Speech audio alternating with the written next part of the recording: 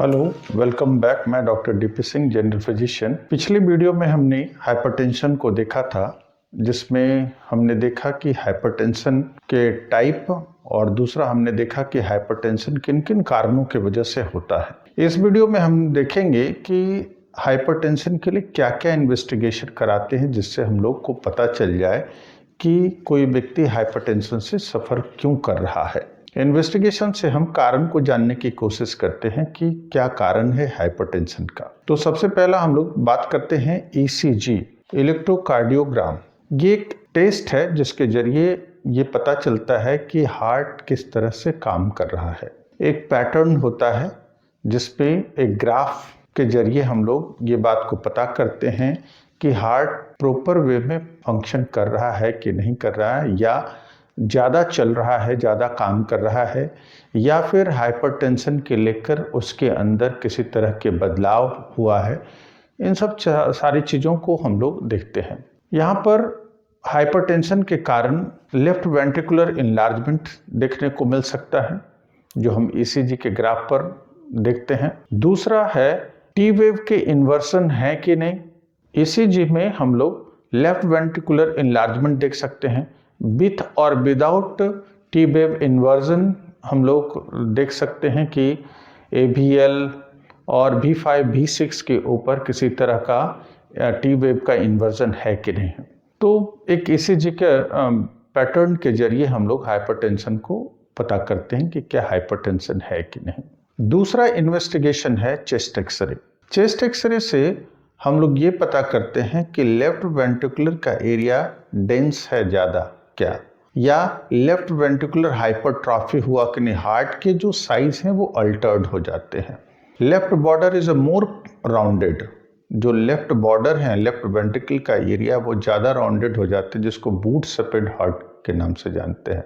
और इस पर देखते हैं कि जब लेफ्ट वेंट्रिकल्स की हाइपरट्रॉफी होगा तो जो एरिया डायफ्राम का है, जहाँ पर लेफ्ट वेंट्रिकल है, उसके नीचे जो डीपली जो डायफ्राम है, वो लेफ्ट साइड में डोम ऑफ जो डायफ्राम कहते हैं, वो sink deeply into the left dome of diaphragm.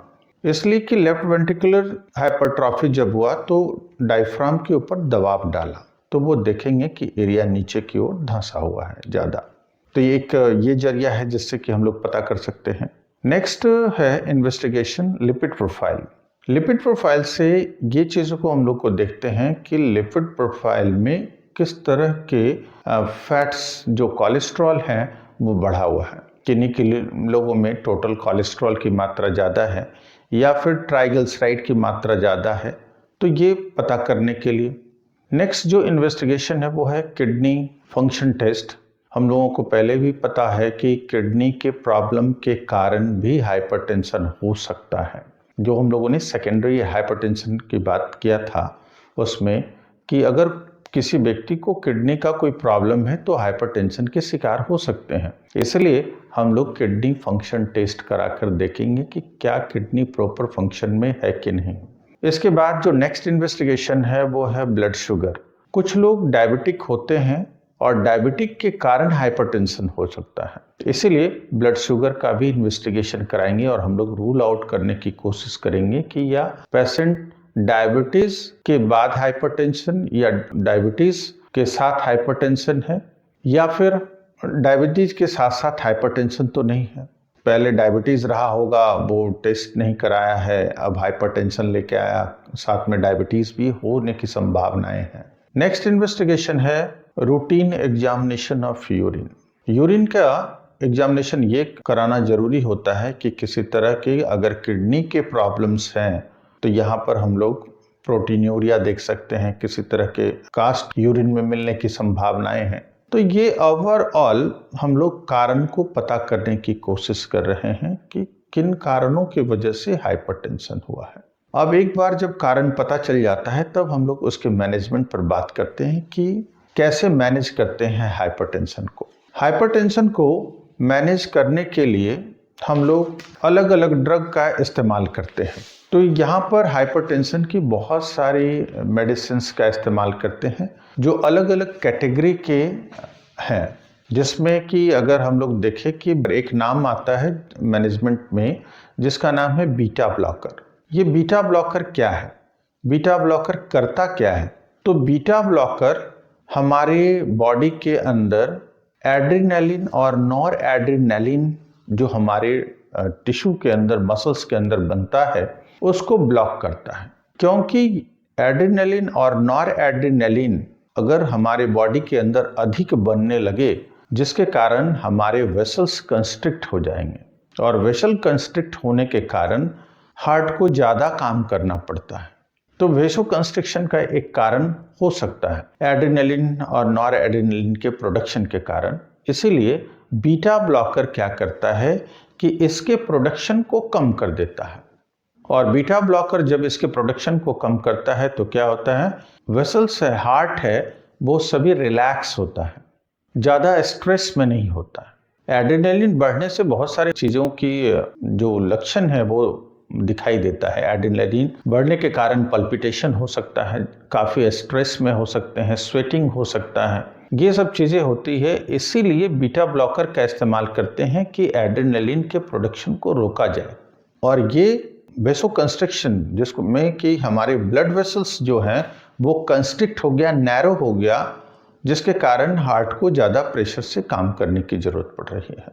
जब ये ड्रग्स दिया जाता है तो जिसके कारण जो मसल्स हैं वो हार्ट मसल्स हैं जो रिलैक्स हो जाता है, और साथ साथ में ब्लड वेसल्स वाइड हो जाता है, जिसके कारण हमारे बॉडी के अंदर ब्लड फ्लो प्रॉपर वे में होता है, हार्ट भी रिलैक्स होता है। बीटा ब्लॉकर के अंतर्गत बहुत सारे ड्रग्स आते हैं, जिसका है एटेनोलॉल, प्रोप्रेनोलॉल, मेटोप्रोलॉल, कार्बिडिलॉल, बाइसोप्रोलॉल, अलग अलग डिफरेंट मेडिसिन्स है जो बीटा ब्लॉकर के अंतर्गत है।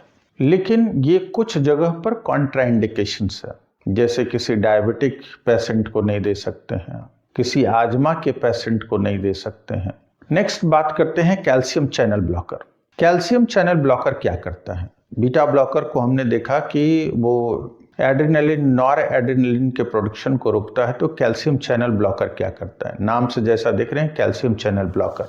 कैल्शियम हमारे बॉडी में इंट्रासेल्युलर और एक्स्ट्रा सेल्युलर जो चीज़ें हैं उसके अंदर मौजूद होते हैं, लेकिन एक्स्ट्रा सेल्युलर में 10,000 गुना कैल्शियम ज़्यादा होता है इंट्रासेल्युलर की अपेक्षा।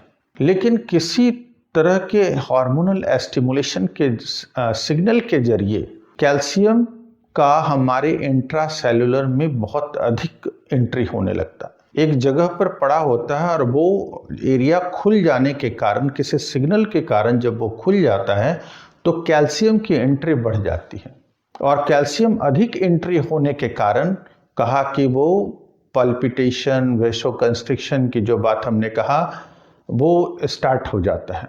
अधिक इलेक्ट्रिक करंट को भेजना, या फिर जो वेसोकंस्ट्रिक्शन की बात हमने कहा, जो हमारे वेसल्स हैं वो सभी सिकुड़ने लगते हैं, हार्ट को ज़्यादा काम करना पड़ता है।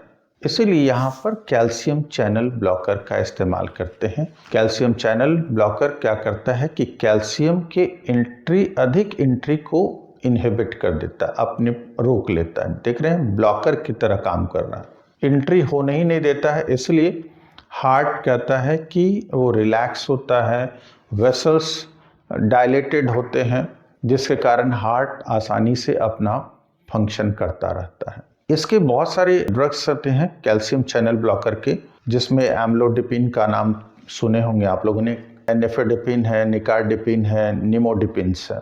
ये सभी ड्रग्स हैं जो कैल्शियम चैनल ब्लॉकर के अंतर्गत आते हैं। एक ड्रग्स है जिसका हम लोग कहते हैं ACE इनहिबिटर्स।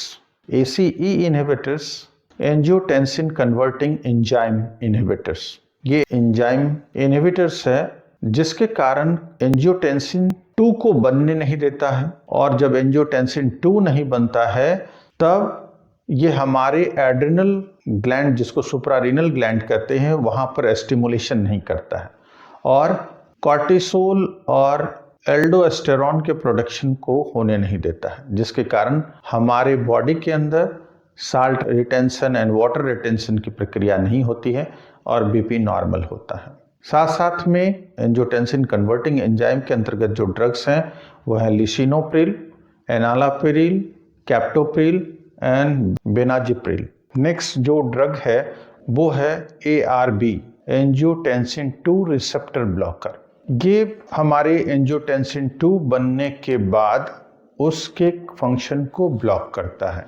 इसके अंतर्गत जो ड्रग्स आते हैं वो है टेल्मिसार्टन, लोसार्टन, ओल्मिसार्टन एंड वेलसार्टन। ये कुछ इम्पॉर्टेंट ड्रग हैं जो ब्लड प्रेशर के लिए इस्तेमाल करते हैं। अलग अलग कैटेगरी के ड्रग्स को हमने देखा। इसके अलावे कुछ लोगों में ब्लड प्रेशर को कंट्रोल करने के लिए डायूरेटिक्स ड्रग का इस्तेमाल करते हैं जो यूरिन के आउटपुट को बढ़ाता है। लेकिन ड्रग्स कोई भी हो, किसी तरह के ड्रग का इस्तेमाल अपने डॉक्टर के सलाह पर ही करना चाहिए कि डॉक्टर्स को लगता है कि किस एज के लोगों को क्या देना चाहिए और किस तरह के ड्रग्स और क्या प्रॉब्लम है और कौन से ड्रग इनके लिए सूटेबल होगा। इसके अलावा कुछ नेचुरल मैनेजमेंट्स है जो आपको करना चाहिए, हर लोगों को करना चाहिए, जिसमें है माइल्ड एक्सरसाइज। बहुत ही वेगोरस एक्सरसाइज करने की ज़रूरत नहीं है, आप रेगुलर और माइल्ड एक्सरसाइज करें। सेकंड है जो है डाइटरी अप्रोच स्टॉप हाइपरटेंशन, जिसको कहते हैं DASH diet, dietary approach stop hypertension का ये मतलब हुआ कि आप ऐसे डाइट पर रहें जिसमें कि आपको फैट की मात्रा कम हो। वेज जैसे हैं फ्रूट्स आप ले सकते हैं, वेजिटेबल्स ले सकते हैं, होल ग्रेन का इस्तेमाल कीजिए, मोटा अनाज का इस्तेमाल आप कीजिए, ये सभी फायदेमंद होते हैं। लो फैट डाइट होना चाहिए। आप डेयरी प्रोडक्ट को अवॉइड करें, स्किम्ड मिल्क का इस्तेमाल करें। दूध अगर आप लेते हैं तो उस पर से जो छाली होता है उसको उतार करके आप उसका सेवन करें।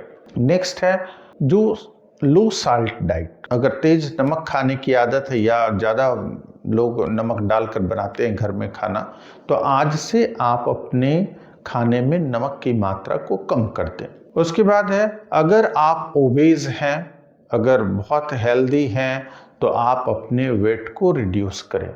वेट को रिड्यूस करने से ब्लड प्रेशर कम होता है। अगर आप स्मोकिंग करते हैं तो स्मोकिंग को स्टॉप कर दें। अगर अल्कोहल आप लेते हैं तो अल्कोहल को कम कर दें, एक लिमिट में रखें। अल्कोहल स्टॉप बंद कर दे तो ज़्यादा अच्छा है, लेकिन एक निश्चित मात्रा में जो है वो थोड़ा थोड़ा आप ले सकते हैं। उसके बाद है आप अपनी लाइफ में जो स्ट्रेस है, आपका जो स्ट्रेस लेवल है उसको कम कर दें। तो ये ओवरऑल जो चीज़ें हैं आप इसको नेचुरली मैनेज करने की कोशिश करें। और दवा की जहाँ तक बात है आप अपने डॉक्टर से सजेशन लें और इस पर विचार करें कि कौन से बीमारी के साथ आपका हाइपरटेंशन है या सिर्फ हाइपरटेंशन है, तो वो कौन से दवा देते हैं ये उन पर निर्भर करता है। मुझे आशा है कि जो जानकारी आप लोगों को दी गई है आप लोगों को पसंद आ रहा होगा। इसी तरह से हमारे वीडियो को लाइक करते रहें, सब्सक्राइब करते रहें। धन्यवाद। हाइपरटेंशन से रिलेटेड कोई प्रॉब्लम हो या किसी तरह के कोई क्वेश्चंस हो तो आप कमेंट बॉक्स में कमेंट कर सकते हैं। धन्यवाद।